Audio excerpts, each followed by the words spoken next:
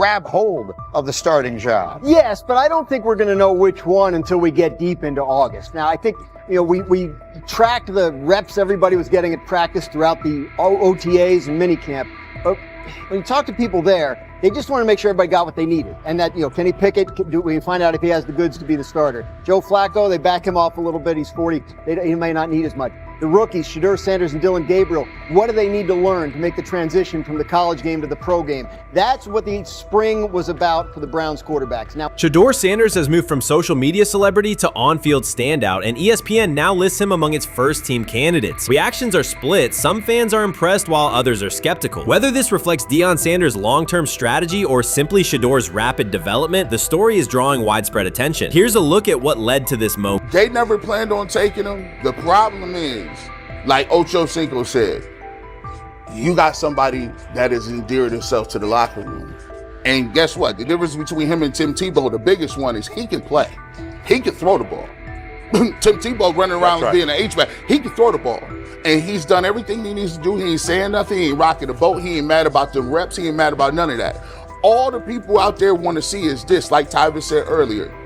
We want to see what he can do with Jerry Jeudy. Online reactions are sharply divided. Some fans strongly support Sanders, while others argue he is overrated. Traditional analysts cite statistics and claim his recognition comes mainly from his father's name. Sanders supporters are actively celebrating his rise and already predicting a future NFL career. Sports media outlets have made his candidacy a central topic of debate. The discussion now extends beyond statistics and victories to include his marketability, public image, and on-field presence. Sorry, is Shedeur Sanders going to get a chance to win this job? Do you believe he gets a legit shot to win this job? Listen, I think, first of all, the action's going to really start in training camp. Like, forget all the OTA stuff. You don't win a job in OTA. The real action starts in training camp. And just like Shedeur said, during the mini camp, when it's time to take your reps, you got to make the most of it. Because I think early on, there's going to be a lot. Remember, Joe Flacco didn't hardly practice in OTAs and mini camps because they were giving the young guys. Right. So when he gets his opportunity, he's going to have to make the most of it. Analysts are closely reviewing game footage to evaluate Sanders' decisions and mechanics, while others examine his social media activity to see how he balances content creation with quarterback duty. Shedeur Sanders' placement on ESPN's early first-team list has taken over the college football conversation. Supporters circulate his highlights and argue that his on-field production and leadership justify the honor. Skeptics claim the recognition relies too heavily on his family name and question whether his resume is strong enough for first-team status. Analysts are rewatching game footage to assess his reads, accuracy, and pocket presence, while others examine how he balances a high-profile social media presence with quarterback responsibilities. The debate has pushed other storylines, such as conference realignment and NIL issues, into the background, leaving fans and commentators focused on Sanders' performance, marketability, and overall impact on the sport. I'll keep saying it. I believe Shedeur Sanders should play more games than any other quarterback on this roster this year, because he's the only guy that I look at and say they might have something here. Because I'm telling you right now, they left night one of the draft saying we are taking our quarterback next year. So it's on Shedeur or Dylan or Kenny, probably not Joe, to change their mind. To change their mind. But you got to find out. You got to find out. Opinions differ on whether Sanders is benefiting from his family name or simply showing real progress, but the attention is undeniable. Social media is flooded with edited images elevating him to legendary status. Critics argue the first-team nod is driven by hype and marketability, while supporters point to his flashes of strong arm talent, field vision, and decision-making. Regardless of motive, the announcement has dominated the football news cycle and intensified debate over how much of his rise is performance-based versus media-driven. Highlight reels rarely show Sanders' turnovers, late-game mistakes, or inconsistent stretches. Being named to a first-team watch list suggests sustained dominance, something Sanders has displayed only in flashes. His selection appears driven as much by brand recognition and media appeal as by performance. ESPN's decision has intensified debate. Data-driven critics post statistics that question his resume, while passionate supporters predict awards and future NFL success. Commentators recall a time when first-team consideration required years of proven excellence. Yet many fans already see the announcement as confirmation that Sanders is on track for major college football honors. Shedeur Sanders has earned first-team reps when training camp commences later in July. I'm not saying like he's the first guy up when you do 11 on 11s, day 1, 2, 3, 4, 5 at training camp. I'm not necessarily saying that. But he's the one quarterback that we didn't get a chance to see take reps with the ones. But I think Shedeur has a chance to like make this conversation interesting if he gets those reps with the ones and he has the same success that he did with the 2s, the 3s, and the 4s.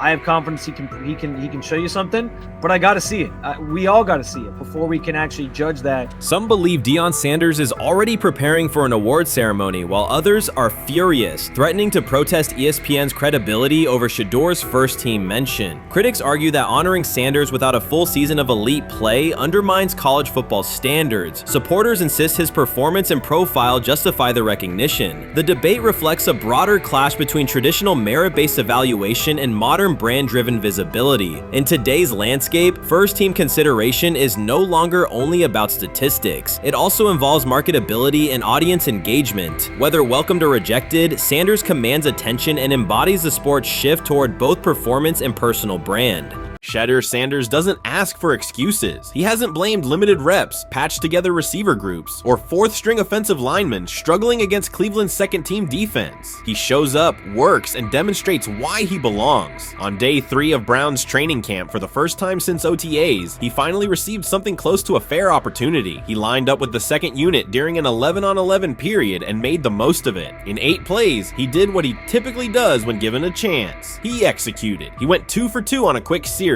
finishing with a decisive throw to tight end Blake Whiteheart that immediately caught the sideline's attention. There was no hesitation in his drop, no unsettled feet, and no panic. Just firm, accurate timing and clean operation. It raised an obvious question. What has taken so long for the Browns to evaluate him with a functional group? The story isn't only about one throw, it's about the delay before it. Sanders has been the guy for most of his football life, commanding high school programs, starring in the Southwestern Athletic Conference at Jackson State, then operating under national attention at Colorado. For the first time, he's been told to wait. He has treated that reality as part of the job rather than a setback. He has prepared like a professional since the moment he arrived, and on the 3rd day of camp in heavy heat, he let the football represent his case. While coverage focused on the veteran presence of Kenny Pickett and Joe Flacco, Sanders made an impression with minimal volume. The difference with the second team was immediate. Protection held up, routes were on schedule, and progressions unfolded as designed. Within that structure, he looked like the quarterback who led efficient offenses at Jackson State and Colorado. Calm in the pocket, decisive in his reads, and accurate to tight windows. This was not simply a good practice period, it was a clear statement. He was not just operating the script, he was directing it. The timing was sharp, the reads were clean, and the seam throw to Whiteheart was a high-level anticipation throw, professional in placement and pace. The narrative around Sanders should reflect that when he is placed in a workable situation, his strengths are visible. Early work with 4th unit personnel included protection issues and unreliable spacing. With the 2nd unit, those variables stabilized and his work looked consistent with his resume. The performance supported a straightforward conclusion. The evaluation should move forward with higher quality reps. Sanders has been explicit about his approach. He does not request special treatment. He intends to be prepared so that when an opportunity appears, he can step in without a drop-off. He has said he wants to be ready for anything and not offer explanations after the fact. That mindset fits what teammates and coaches have observed. A quarterback focused on the assignment, not the conversation around it.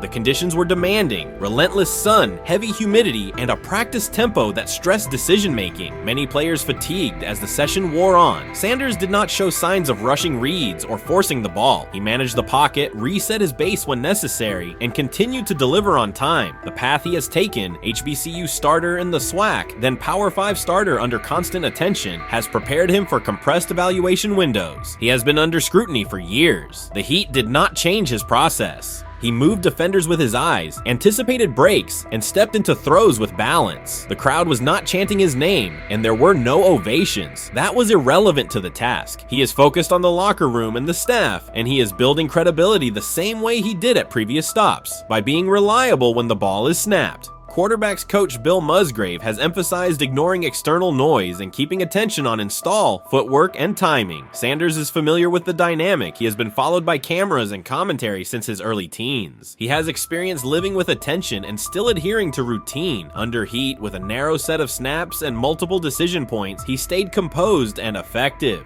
2 speeding citations, 91 miles per hour in Brunswick and 101 miles per hour in Strongsville, became national items. General Manager Andrew Barry characterized the decisions as not smart and stressed that it's not only about driving fast, but about the safety of others. Sanders accepted responsibility, stated that he learned from the incidents, and said he would follow the rules. The attention to those citations did not alter his daily schedule or his practice preparation. He arrived early, stayed engaged, and kept the discussion centered on work. Away from the field, he spent time at Rainbow Terrace in Cleveland after a significant apartment fire, distributing supplies and checking on families affected by the incident. There was no formal media rollout around the visit. It was an instance of direct engagement with the community without publicity attached to it. That reflects the same approach he shows inside the building. Do the work first. Sanders treats each rep as if it might be his last for the day and his only chance to show a specific element on tape. He prepares for protections, cadence variations, route adjustments, and timing with a level of detail that compresses the learning curve. When he is not under center, he studies coverages from the sideline, charts plays, and reviews video before and after practice. He writes down the next day's calls so he can anticipate checks. He has reference using virtual simulation tools to replicate snaps he does not receive physically. That is not a passive stance, it is an active attempt to reduce the distance between classroom and field. He is building relationships across the roster, not just with projected starters. He communicates with defensive backs to understand what they see and how they react to certain stems. He spends time with offensive linemen to align on cadence and protection calls. He connects with newer players away from the facility so that communication improves in practice. That is practical leadership, consistent, low visibility work that becomes obvious when the ball is snapped and the operation is smooth. 3 days into camp, a central question remains. Why hasn't he taken a first-team rep? Flacco has seen work. Pickett has seen work. Dylan Gabriel has been cycled in. Sanders has remained behind all three on the depth chart while producing efficient periods when provided stable support. Head coach Kevin Stefanski has not publicly detailed the plan for distributing first-team snaps among the quarterbacks. When asked, Sanders answered that it is not his place to comment on rotation decisions. That response aligns with his day-to-day conduct, respectful, professional, and centered on the next assignment. The staff is managing a room with a Super Bowl MVP, a former first-round pick, multiple rookies, and a new set of combinations on the offensive line. That creates a set of decisions about exposure, pacing, and evaluation windows. Within that context, Sanders has presented a clear case for additional evaluation. He has shown he can execute the offense as designed when the variables are standard. Musgrave has a long-standing connection with the Sanders family through his time as a teammate of Deion Sanders in San Francisco. That familiarity supports direct communication. It does not guarantee anything about the depth chart, but it does help streamline teaching, feedback, and expectation setting. Inside the defensive back room, veterans such as Denzel Ward have provided perspective on timing, leverage, and eye discipline that Sanders has incorporated into his preparation. He is operating without the immediate family structure that defined his college environment. Away from his brother Shiloh and his father Deion, he is managing his own housing, nutrition, recovery schedule, and all the smaller tasks that accompany an NFL routine. Those adjustments matter because they influence consistency across a long camp. He has treated those responsibilities as part of the job rather than distractions, which is reflected in a steady daily approach. What he showed on day 3 with the second unit was not a surprise to those who have tracked his prior work. It was a continuation of a profile, efficient sequencing, clear timing, and consistent ball placement when protections and routes hold up.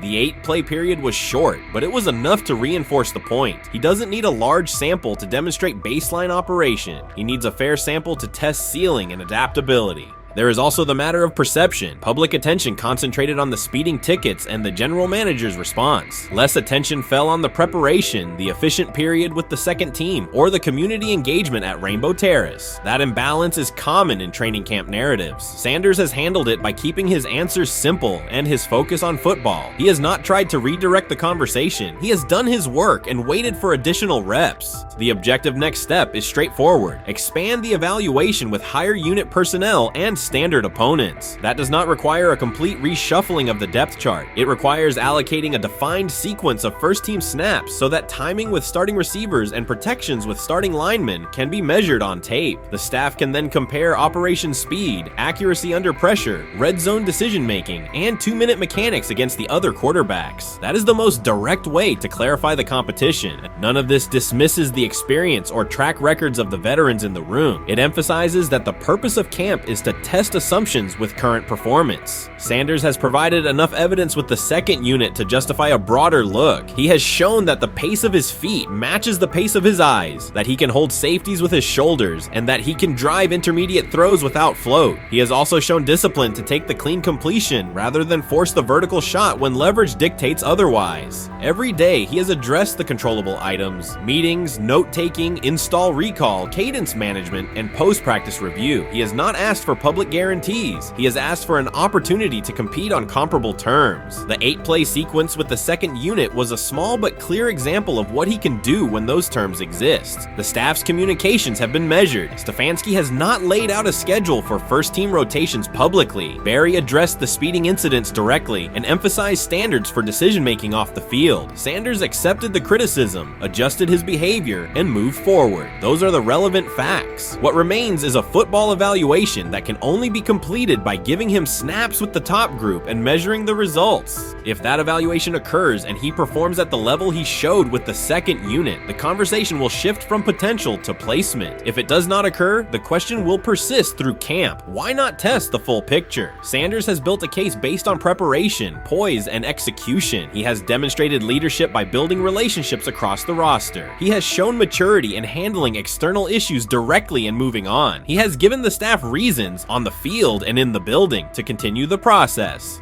3 days into camp, he has answered everything within his control. He has shown growth, discipline, and consistent operation. He turned early fourth-team disarray into learning, then executed cleanly when moved to the second unit. He kept the discussion on football when outside topics threatened to dominate. He has not tried to win a press conference. He has tried to win every rep. If he continues to stack days like this, the next step is logical. Evaluate him with the starters, document the results, and let the tape determine the depth chart. Until then, he will continue to prepare, continue to compete, and continue to present the same message through his play.